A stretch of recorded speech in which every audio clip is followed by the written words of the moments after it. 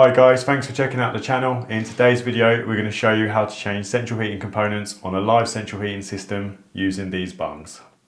Okay, so the small central heating job we've got this morning is I need to replace these leaking isolation valves. Now unfortunately these aren't really that suitable for central heating systems. They always eventually begin to leak and they're not full bore. So this property is extremely large on a traditional vented setup, and what I don't want to do is start draining down the whole system. I'm going to be here all day trying to get all the radiators all back up and running, and this unfortunately is one of the lowest points on the system.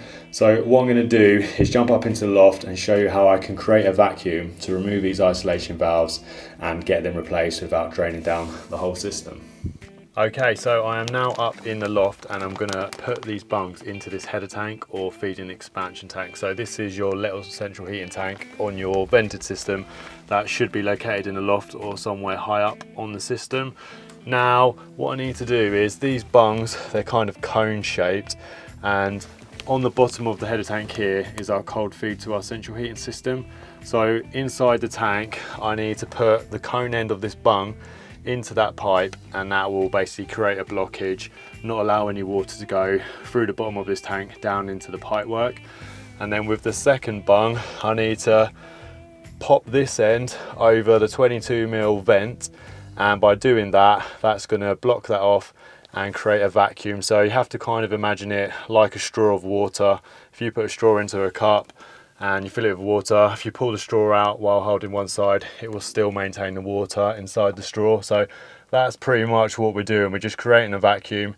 You need to make sure you turn off all the central heating pumps while you're doing this. Obviously that will be fine against you the whole time. And it doesn't always work. There are times where you just cannot get the vacuum formed and you will have to drain it down. So draining down is always the recommended method, but in circumstances like this where the property is so big and there will be problems if we drain it, we're going to try this first. So let's get these bungs on and see what sort of vacuum we create. Okay, so as you can see, we've placed a waterproof bag underneath those old isolation valves and just drained off the excess water that was left from the vacuum. Now this can vary depending on the type of system. We probably had, I don't know, maybe half a bucket of water to drain off, and then eventually the flow did just stop. So what we're doing is Bailey's just replacing those isolation valves with a lot better quality valves that are full bore, and then we'll be able to just get this tower rail pipe back up. So as you can see, this has saved us a huge amount of time. We haven't had to drain down the whole system at all.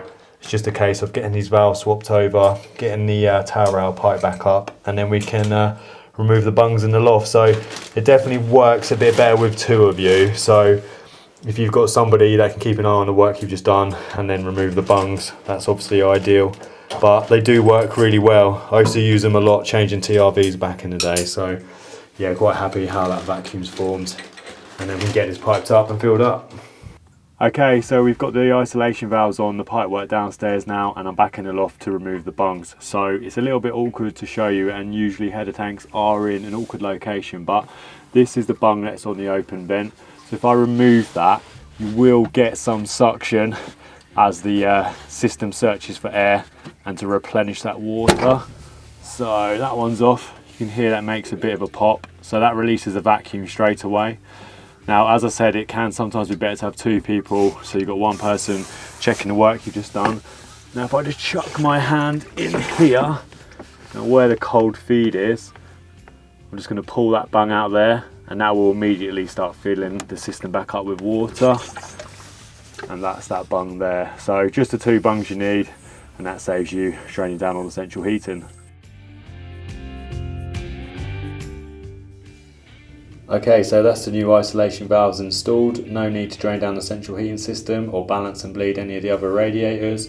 Boiler's back on and operational, and that's a good method to save you plenty of time, especially helpful when you're changing TRVs and isolation valves like that. So thank you very much for watching this video. Feel free to check out our other ones and hopefully catch you on the next one.